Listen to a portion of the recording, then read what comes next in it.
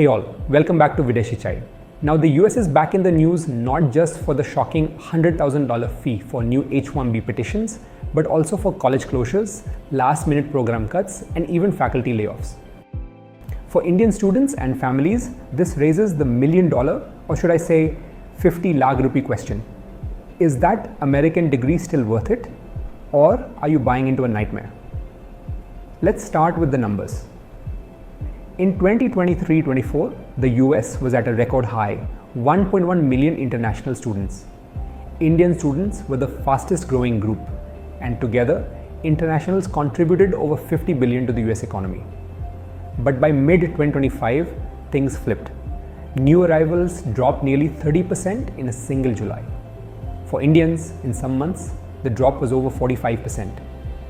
That's not just a dip, it's a sign. Families are rethinking whether a US degree is still worth that price tag. The reasons?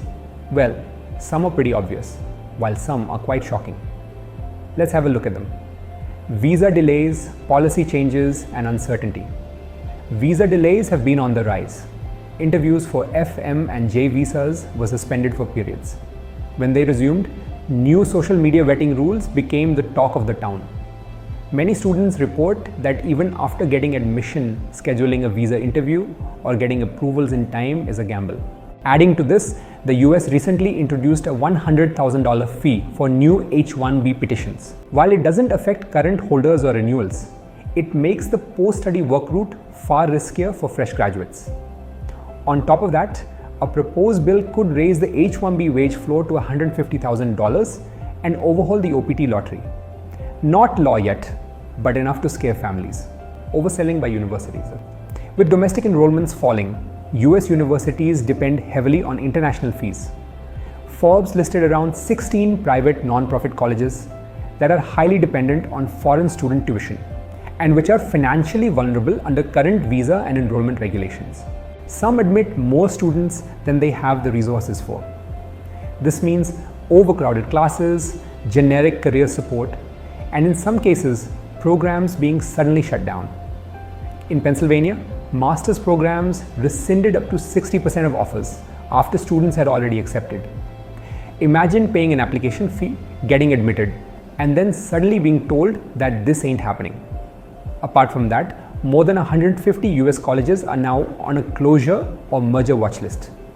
It is more serious than it sounds. Universities are slashing programs midterm to save money, and often in the international students who has to take the brunt. Even elite schools aren't immune. Harvard itself faced a temporary SEVP suspension in 2025, creating chaos for international students before courts intervened. Student visa to work bottleneck? The once straightforward path from F1 visa to OPT to H1B has turned into a lottery. In July 2025 alone, visa approvals fell sharply. OPT processing delays mean job offers sometimes expire before paperwork clears. As for the H-1B lottery, it's more competitive than ever. Students describe it as living in a lottery where the prize is just not getting kicked out. Rising cost and personal hardships, tuition plus living expenses still hit 50 lakhs or more. Add inflation, housing shortages, expensive health insurance, and limited work options, and it becomes a financial pressure cooker. Behind the glossy brochures, there are real stories. Students working 2 jobs off the books just to pay rent skipping meals, or living far from campus to save money. And mental health. Surveys say nearly 3 out of 4 international students are at risk of anxiety or depression. And here's the hardest part. Many students feel they can't speak up. One Indian student said she deleted every political post from her phone before her F1 visa interview just in case. The 50 lakhs question. Okay, so let's come back to the $1 million question. If a US degree costs you 50 lakh or more, is it still worth it? The answer is that it depends on you. If you are targeting top tier universities with stable funding, you still have a good shot at strong outcomes. Many Indian students do make it, land great jobs, and settle down.